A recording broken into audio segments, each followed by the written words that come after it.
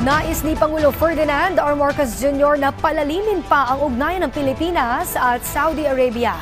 Layo nitong palawakin ang kooperasyon ng dalawang bansa habang nananatiling matatag ang kolaborasyon ng Pilipinas at Saudi Arabia.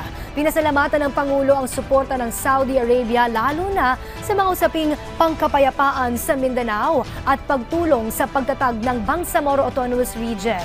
Inihayag naman ni Saudi Ambassador Hisham Sultan Abdullah Al-Qatani na mahalaga ang papel ng mga Pilipino sa pag-unlad ng Saudi Arabia, lalo na sa nakalipas na 40 taon.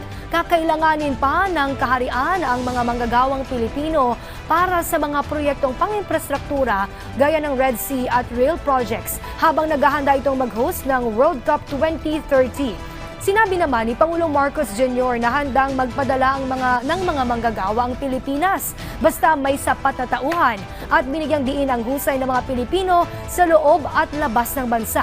Tinatayang halos 1 milyong Pilipino ang kasalukuyang naninirahan o nagtatrabaho sa Saudi Arabia.